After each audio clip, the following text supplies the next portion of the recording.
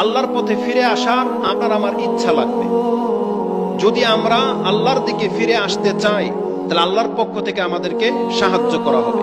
যেমন কাহাববাসীর ঘটনাতে আল্লাহ সুবহানাহু ওয়া তাআলা বলেছিলেন যে তারা যখন আল্লাহর প্রতি ঈমান এনেছে আল্লাহ তাদের ঈমানকে আরো বৃদ্ধি করে দিয়েছিলেন, যেটা আপনি 13 নম্বর আয়াতে পেয়ে যাবেন, 18 নম্বর সূরা 13 নম্বর আয়াতে।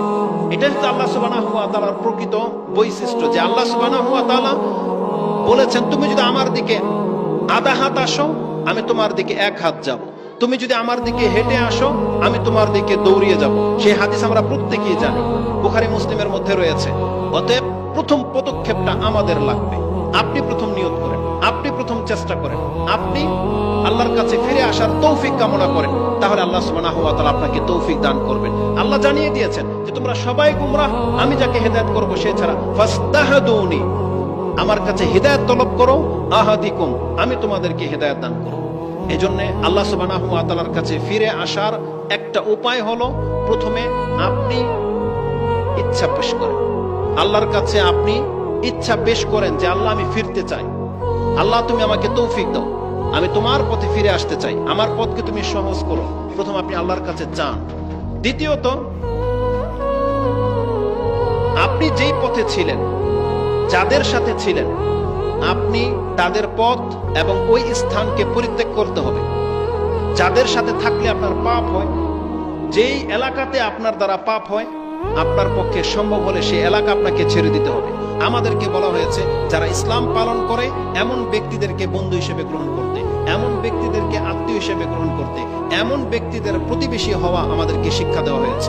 এই জন্য যারা বেদিন, যারা ধর্মকর্মে করে না, যারা নাচ গান খেলতামশা নিয়ে থাকে, এমন বন্ধু বান্ধবদেরকে আপনাদেরকে প্রত্যাখ্যান করতে হবে এবং ওই স্থান আপনাকে ছাড়তে হবে যেই স্থানে গেলে আপনার পাপ হয়।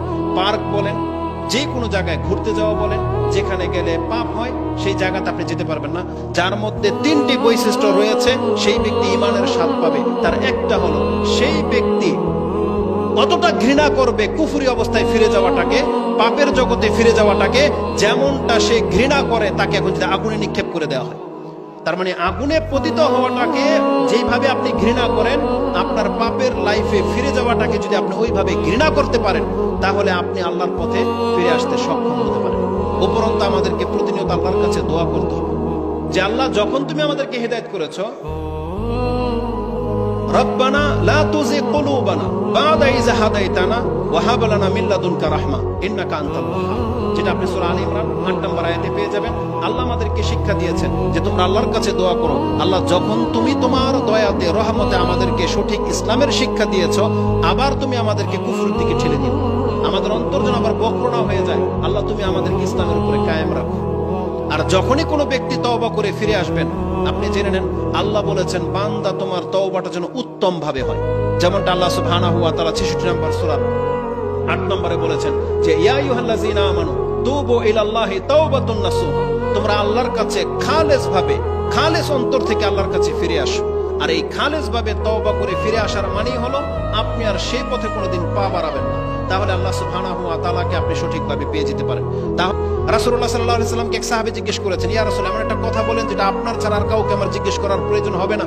রাসূল সাল্লাল্লাহু বলেছেন, কুল, তুমি বলো আমানতু বিল্লাহ, আমি আল্লাহর প্রতি ঈমান এনেছি, ফাস্তাকিম, এবং তুমি এই কথার উপরে মরার আগ পর্যন্ত কায়েম হয়ে যাও। এটা ইমাম বুখারী এবং মুসলিম কোট করেছেন।